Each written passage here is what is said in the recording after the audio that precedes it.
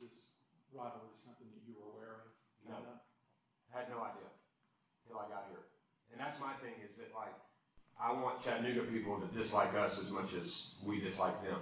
You know what I mean? And it's very similar to kind of how it was whenever I got to Austin Peay with the Murray State rivalry. It's like, you know, we got to win some of those games for them to dislike us as much as we do them. And so making it a rivalry again for those guys like it is for us is important for us to play well. We talked about, but I don't mean to, but like whenever I was at Chattanooga, ETSU didn't have football. You know what I mean? So it wasn't like the Southern Conference rivalries that we had. We didn't like App. You know, we didn't like Georgia Southern. We didn't like, but you know, part of it because those guys were so good. You know, but ETSU wasn't in the conference and didn't have football at that time, so I wasn't really. I didn't know, you know, that there was even, you know, the rail rivalry. You know, I know Rusty's had that thing in his office for a long time, and it's like it's been a stationary thing. So, you know, I've learned a lot more about it since I got here. We were talking about beforehand, but obviously your first time going back since being an assistant coach there. You played him last year at Georgia State, but it was in Atlanta. Yeah. So what's it going to be like for you guys? We talked about this before the Tennessee game as well. Being from there, people making sure they're rooting for the right team this weekend when they're there with the Healy family. Yeah, we're going to find a lot about our friends whenever we go back. There's a lot of UTC grads that will be in attendance on Saturday, and if you know, if we're getting you a ticket, then you have to be in ETSU gear. And I'm not dealing with this blue and gold where you remain neutral. Like, you're going to stand up for what you believe in if I'm getting you a ticket. You know, but no, I mean, there's great friends of ours that'll be there that graduated from there or coaching there and all that stuff. So that'll be a lot of fun. Kind of going back to this past Saturday, is this a sense of relief for you guys getting that win? And can this be kind of a spark moving forward, getting the win like that? I hate to say that winning a game is a relief, because to me that's not what it's about. You know, I mean, it's. I'm really happy for our staff and for our players. I truly am. I'm excited for our fans that they were able to come see, and we were able to do what we did on Saturday. But I don't ever feel like winning a game is relief, because in my opinion, my favorite, and y'all may think I'm cheesy for this, my favorite quote that I've ever heard a coach say was Tony Bennett, when he won the national championship. They asked him if it was his, you know, most rewarding moment that he's had, you know, in his life, and he said that his dad had a quote that, because I understand what truly matters, it enables me to enjoy what seems to matter. And to me, if I'm going to sit up here and talk every week about how much better can our football team get, how well can we play at the end of the season, are our guys improving individually, fundamentally, then to me that's got to be the case, and that was what we were talking about at 2-4, and that's what we're talking about after that win. Is glad that we were able to enjoy the fruits of our labor, but we're far from done, and we got a lot better to get between now and then. So that's the goal this week. That's where the focus is, and I think our players feel that too. I saw the pictures after the game. Does the club look back? No, I got to come up with a different name. You know, I can't carry that over. We just I don't have a name for it. You know, but I do think, Jacob, like, to me. And I told them after practice today, I want you to crave that feeling again. I want you to work this week to be able to have that feeling again, to be able to walk out on Monday and feel the way that you feel, and to have that team meeting where there were a couple extra claps and a couple extra hugs and all that type of stuff. I want you to feel that way again. If that motivates you to practice a little bit harder, prepare a little bit harder, then great. But to me, that's I want to enjoy it on Saturday nights, and then I want the focus to be on Monday. Like, we got to find ways to get better, and that's what these guys have done. So no win is not important. They all are very, very important. With the defense after the game, probably wasn't during, but after the game, were they understanding of the fact that Jackson scored that touchdown, allowed BMI to mess with a few records that maybe they could have set there? Chad Staggs was. Yeah. You know, the best part about it was Jack Staggs, Chad's son, is like a huge Jackson fan. So Jack Staggs was celebrating, and Chad was like, "No, we got to go out and go play another snap." Like, I talked about this a little bit on Saturday, and I mean this, that like, I've been on the other side plenty of times, and I don't ever want to be the type of program that, you know, tries to rub stuff in or takes a, you know, takes a shot at the end of the game when when you have a chance to bury somebody. And you mix that with the balance of Jackson Burns worked really hard too. Ezra Sexton's worked really hard. Colin Rutledge, we got a bunch of guys that were playing in the game at that point in time that they worked really hard, and to see their excitement was a lot of fun. And and obviously Jackson getting reps just became a lot more important. And so for those guys, your 14 quarterback scored a touchdown at the end of the game, who probably wasn't even expecting to play, and it was fun to celebrate that with him, but I can guarantee you it had nothing to do with trying to run the score up. Or he actually missed the read. He should have handed the ball to Ezra, and Ezra probably would have scored on the other side. But Jackson took a little selfish moment and went and scored a touchdown. So Chad had to go out there and play another series. You get that as a former fourth-string quarterback. That's exactly right. From the opposite side of that, as you said, you've been on the other end. Obviously, Danny, I don't think enjoyed it as much on the other side of that. You said after the game that your former coach Dave Clawson had an interesting situation years ago because of a play you made late in the game. So how do you handle that in that sort of situation right after that? Because you can spin it as, hey, our other guy was hurt, Jackson's trying to get ready for the next game, but obviously the other side didn't feel the same way. Yeah, and to me in this profession, you have to be at peace with how you do things, and you can't really worry about whatever somebody else says. You try to do things the right way all the time. I've got a ton of respect for Danny and his staff, what kind of coach he is. Got a ton of respect for their program. Ultimately I have one responsibility, and that's to take care of our locker room. And I've learned that from some of my biggest mentors and greatest fans. Dabo played 111 guys against us when I was at Charlotte in 2019. And after the game was over with, he said, it's my job to take care of our locker room. Skip Holtz and I used to have a conversation all the time. Skip would say, if I can beat by 100, I'm going to try to beat by 105. It's your job to stop me, And so I understand that side. I think the question is, what are you doing? Are you throwing a bunch of bombs, or are you running the football? If they don't have any timeouts and you can take a knee and the game's over.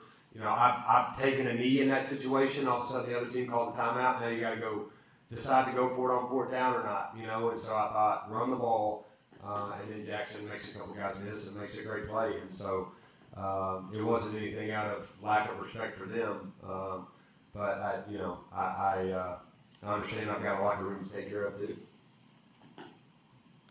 Hey, nice of you to join us. Thanks, Coach. Appreciate it. Okay. Thank y'all. Go Bucks.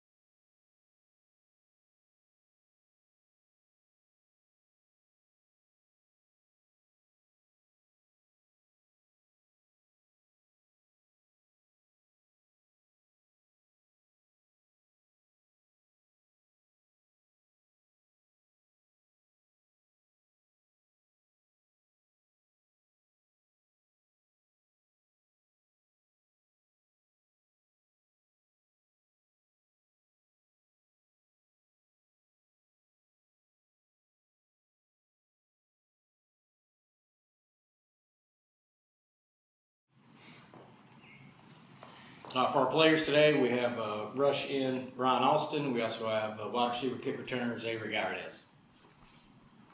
Xavier, obviously you start off the game pretty strong Saturday with the punt return for the touchdown, and then obviously you had the muff later on there. I know you went to the injury tent. Everything good with you moving forward into this week?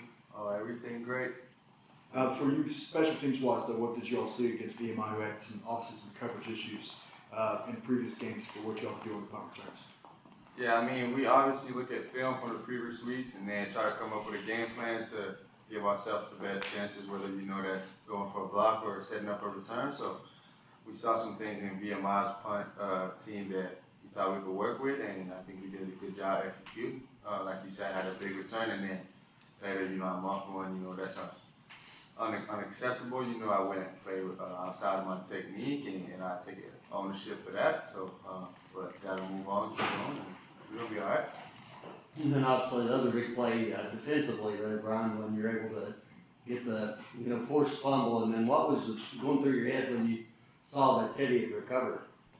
Honestly, just excitement because we work that drill every day and flex warming up, so just getting to the level of the quarterback reaching to knock the football out. So it's kind of just exciting to see all that preparation and intent come to life on the field for us in a big way.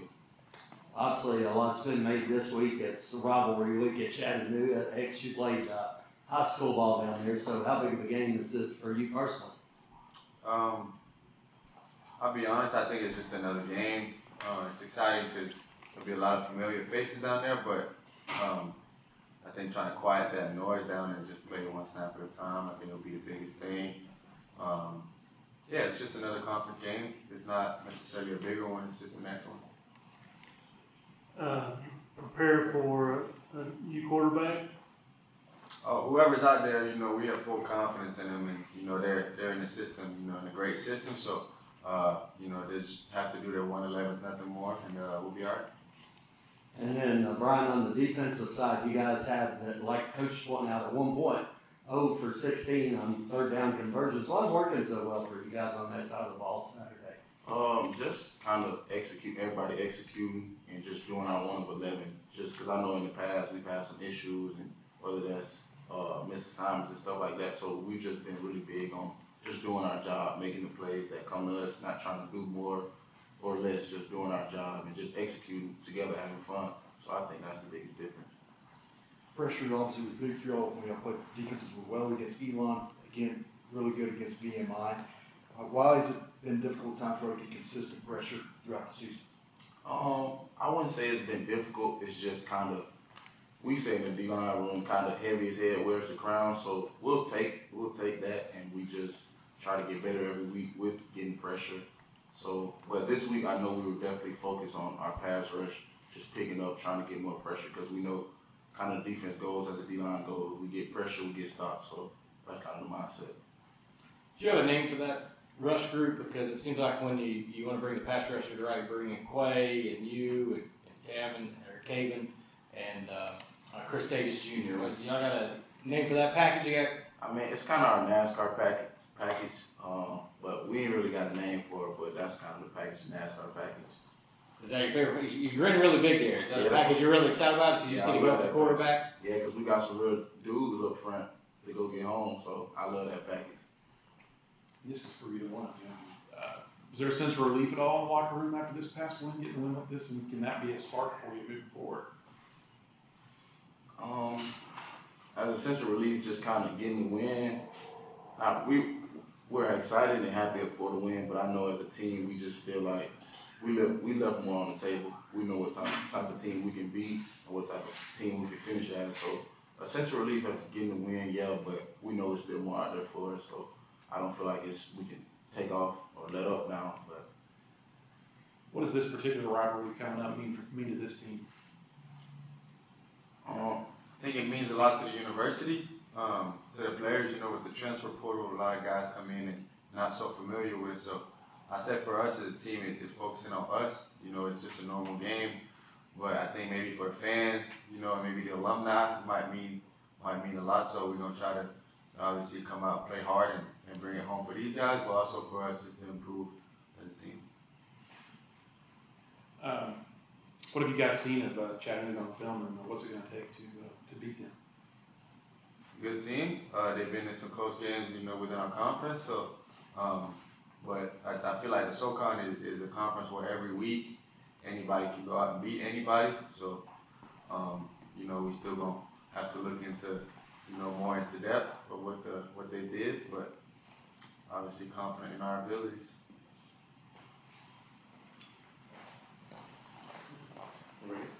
All right, gentlemen, thank you. Appreciate y'all. Jay?